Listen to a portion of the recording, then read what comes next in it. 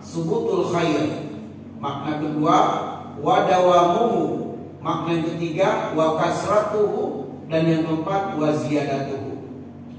Bahwa berkah itu artinya langgengnya kebaikan, berkesinambungannya kebaikan, berlimpahnya kebaikan, dan bertambahnya kebaikan. Itu arti dari berkah. Sehingga sesiapa yang ingin hidupnya langgeng kebaikan, berkesinambungan kebaikan, berlimpah kebaikan, dan bertambah kebaikan, maka hendaknya dia memaksimalkan hari-hari Ramadan dengan ibadah dan dengan ketaatan. Pertanyaannya, ibadah dan ketaatan seperti apa yang mesti kita warnai hari-hari Ramadan itu? Jawabannya ada di ayat 186 surat Al-Baqarah. Ada 4 bentuk ibadah dan ketaatan yang mesti kita warnai hari-hari Ramadan kita dari awal sampai akhirnya. Allah mengatakan di ayat 186, wa idza sa'alaka 'ibadi anni fa inni qarib ujibu da'watad da'i idza da'ani falyastajibuli wal yu'minu bi la'allahum yarshudun. Artinya, jika hamba-hambaku bertanya kepada engkau wahai Muhammad tentang aku, fa inni qarib, aku sangat dekat dengan hambaku. Ujibu da'watad da'i idza da'ani, aku kabulkan doa setiap hamba-hambaku yang berdoa kepadaku. Falyastajibuli, maka hendaknya dia bersegera untuk menyambut seruan-seruanku. Wal yu'minu bi, dan membaguskan imannya kepadaku. La'allahum yarshudun, supaya dia termasuk di antara hamba yang mendapatkan petunjuk untuk sukses menggapai keberkahan di bulan Ramadan. Apa 4 program ibadah dan ketaatan yang terdapat di dalam ayat ini? Yang pertama adalah program takarrub kepada Allah, mendekatkan diri kepada Allah. Yang kedua, program memperbanyak ibadah doa di bulan Ramadan. Yang ketiga, bersegera melakukan kebaikan dan tidak menunda-nunda kebaikan. Dan yang keempat, wali winubi, selalu mengevaluasi imannya, membaguskan imannya kepada Allah atau membaguskan prasangkanya kepada Allah Subhanahu wa taala. Kita garis bawahi yang pertama tadi adalah takarrub kepada Allah Subhanahu wa taala. Ya, sebab tentu bagaimana kita memaksimalkan hari-hari Ramadan sedang posisi kita sebagai pegawai kantoran, maka rumusnya sederhana, takarrub kepada Allah, dekatkan diri kepada Allah. Nah, bagaimana cara bertakarrub kepada Allah? Bagaimana cara bertakarrub kepada Allah? Rumusnya adalah cara bertakarrub kepada Allah dengan 5 cara. Cara yang pertama, bertakarrub kepada Allah melalui ibadah yang wajib. Cara kedua, bertakarrub kepada Allah melalui ibadah sunnah. Cara ketiga, bertakarrub kepada Allah melalui perkara yang mubah. Yang keempat, bertakarrub kepada Allah melalui perkara yang makruh. Dan yang kelima, bertakarrub kepada Allah melalui perkara yang haram. Bagaimana implementasinya? Implementasinya adalah untuk perkara yang wajib, cara bertakarrub kepada Allah adalah dengan laksanakan, sempurnakan pelaksanaannya. Itu rumusnya. Tugas selanjutnya adalah kita mengenali apa yang wajib di bulan Ramadan. Yang wajib adalah sholat 5 waktu, ibadah puasa, kemudian zakat mal jika hartanya telah memenuhi nisab dan juga haul, umrah bagi yang ada kemampuan, termasuk bekerja. Karena kata Nabi Shallallahu Alaihi Wasallam, kasbul halal faridatun ala kulli muslim.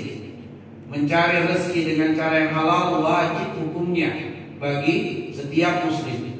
Maka setelah kita mengetahui mana yang wajib di bulan Ramadan, rumusnya laksanakan, sempurnakan pelaksanaannya. Apa makna sempurnakan?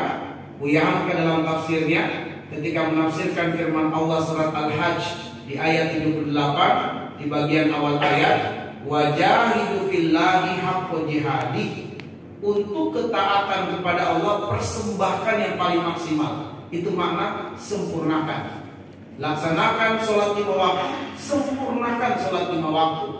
Minimal dengan menyempurnakan 3 hal.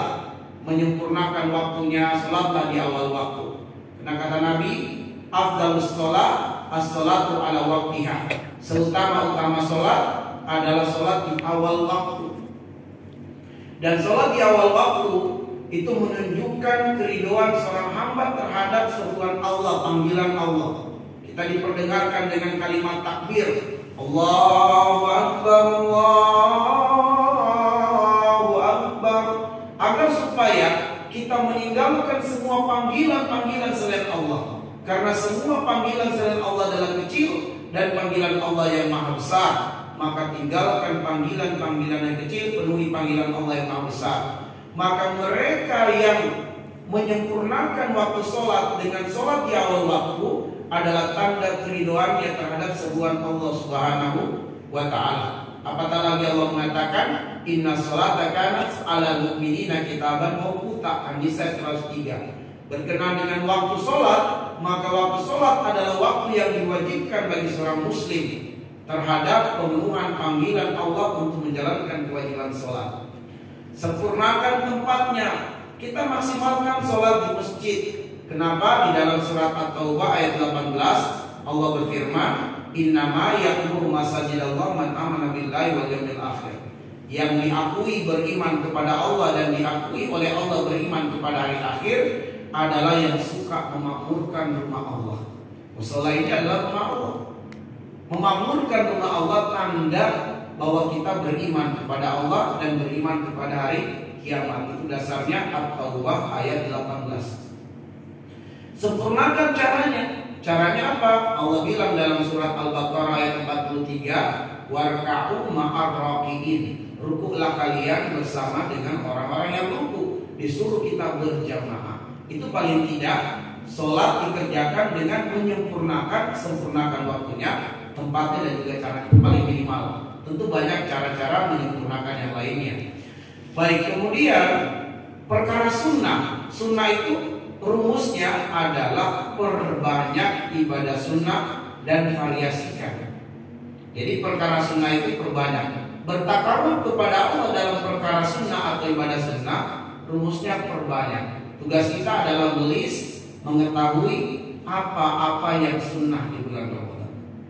Membaca Al-Quran sunnah, berarti rumusnya perbanyak dan variasikan. Apalagi yang sunnah, berdoa, perbanyak ibadah doa. Zikir, perbanyak zikir. Apalagi yang sunnah di bulan Ramadan, qiyamul lail, perbanyak qiyamul lail. Silaturahmi, perbanyak silaturahmi. Sedekah, perbanyak sedekahnya. Dan variasikan. Variasikan maksudnya adalah sedekahnya mungkin bisa divariasikan dalam bentuk takjil kita siapkan, atau mungkin dalam bentuk santunan sembako kepada yatim duafa, atau mungkin pakaian, apa saja dari kebaikan-kebaikan sedekah yang bisa kita lakukan. Atau kita memvariasikan ibadah. Mungkin kita pengen baca Quran 1 juz targetnya, baru baca setengah juz masa kita sudah agak berat, tutup mushafnya, ganti dengan zikir, ganti dengan istighfar, ganti dengan tasbih, ganti dengan tahmid, ganti dengan takbir. Maka itu yang dimaksud dengan perbanyak ibadah sunnah dan variasikan. Lalu kemudian perkara mubah. Perkara mubah rumusnya adalah kurangi. Nah, bertakarub kepada Allah dalam perkara mubah itu rumusnya kurangi. Di bulan Ramadan, apa itu yang mubah? Interaksi terlalu banyak dengan handphone, mubah hukumnya kurangi di bulan Ramadan. Nonton, kurangi. Olahraga, kurangi. Kalau biasanya olahraga yang 1 jam per hari, sekarang jadi setengah jam. Kenapa? Supaya setengah jamnya bisa digunakan untuk ibadah sunnah. Perkara mubah kurangi. Tidur, kurangi.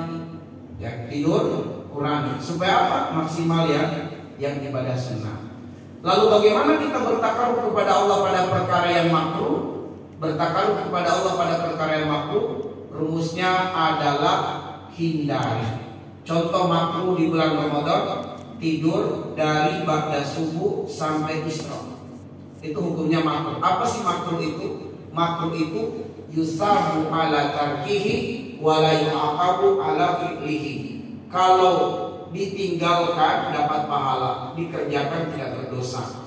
Tidur dari ba'da subuh sampai isra, tidur di waktu itu makruh hukumnya. Kalau tertidur tidak berdosa, tapi jika tidak tidur dapat pahala. Apalagi yang makruh, tidur dari asar sampai maghrib, dari maghrib sampai isya itu makruh hukumnya. Apalagi tidur di dalam majelis taklim, majelis ilmu seperti sekarang ini, pada zuhur biasanya beratur. Gak apa-apa kalau tertidur, tidak berdosa. Tapi jika tidak tidur dapat pahala. Ya, menahan matanya gitu ya, dapat pahala. Tapi kalau selalu, misalnya ada yang bertanya, kenapa Ustaz?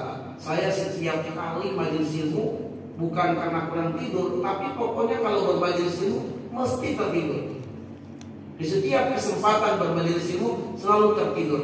Nah, Ibnu Qayyim punya jawaban untuk itu di dalam kitab Ad-Da'u wad-Dawa atau dalam kitab Al-Jawabul Kafi. Beliau mengatakan, sesiapa yang di setiap kali kesempatan bermajelis ilmu selalu dihantui rasa kantuk, diserang dengan rasa kantuk sampai tertidur, dan itu berulang, hendaklah dia muhasabah diri. Kata beliau, biasanya karena ada dosa yang belum ditobatkan. Kenapa? Karena dosa itu penyebabnya dampaknya man'ul ilmi, menghalangi seseorang dari mendapatkan ilmu. Itu kalau terus-terusan, keseringan. Tapi kalau kemudian sesekali tidak termasuk. Kalau sesekali itu kasuistik, mungkin karena memang lelah atau kurang tidur. Tetapi kalau kemudian bukan karena kelelahan, bukan karena kurang tidur, fenomena itu terjadi ketika bermajelis ilmu dia tertidur, maka cobalah muhasabah diri, mungkin ada dosa yang belum sempat ditobatkan. Lalu bagaimana bertakarub kepada Allah pada perkara yang haram? Rumusnya tinggalkan. Ya, di bulan Ramadan ini tinggalkan ghibah, tinggalkan dusta, tinggalkan berkata-kata yang jorok. Sebab Nabi mengatakan, man lam yada' qaulaz zur wal 'amala bihi falaysa lillahi haja fi ayyada'a ta'amahu wa syarabahu. Siapa yang tidak meninggalkan perkataan dusta, tidak meninggalkan fitnah, ghibah, tidak meninggalkan perkataan-perkataan yang jorok, falaysa lillahi haja fi ayyada'a ta'amahu wa syarabahu. Allah tidak akan menerima ibadah puasa yang dikerjakannya. Puasanya tidak akan mendatangkan pahala. Dia hanya merasakan lelah dan letih, tapi tidak terbuang pahala. Kenapa? Karena dia mengucapkan perkataan-perkataan yang haram, dusta, ghibah, fitnah, jorok dan lain sebagainya. Baik. Nah, jadi ma'asyiral muslimin, itulah yang dimaksudkan dengan walitukmilul iddah. Maksimalkan hari-hari Ramadan dengan 4 program utama tadi, takarrub, lalu perbanyak ibadah doa, karena doa itu kata Nabi, salah da'awat mustajabat, 3 doa yang pasti terkabul. Yang pertama da'watus shaim, doa orang yang berpuasa. Berbanyak ibadah doa di bulan Ramadan. Lalu falyastajibuli, segera lakukan kebaikan. Termasuk tentunya tadi, begitu sudah terdengar azan, segera ke masjid, jangan tunda-tunda lagi. Dan ternyata ada keutamaan yang orang yang bersegera melakukan kebaikan dan tidak menunda-nunda. Disebutkan oleh Allah di dalam surat Al-Anfal ayat 24, ya ayyuhalladzina amanu istajibu lillahi wa lirrasul idza da'akum lima yuhyikum. Bahwa kalau kita bersegera menyambut seruan Allah dan Rasul, ternyata perbuatan itu akan menghidupkan hati. Maksudnya akan menghidupkan hati, akan terbuka di depan kita pintu kebaikan yang lainnya. Sehingga jika terbuka pintu kebaikan lalu kita bersegera menyambutnya, akan terbuka pintu kebaikan yang lainnya. Sebaliknya, begitu terbuka pintu kebaikan dan kita tidak segera menyambutnya, tidak segera masuk lalu menundanya, maka pintu kebaikan itu akan tertutup. Dan dikhawatirkan yang terbuka adalah pintu kelemahan dan kemalasan. Makanya kata para ulama, jika engkau memiliki peluang beribadah di waktu pagi, maka lakukanlah tanpa menundanya di waktu siang. Jika kita bisa melakukannya di waktu siang, lakukanlah tanpa menundanya di waktu sore, demikian seterusnya.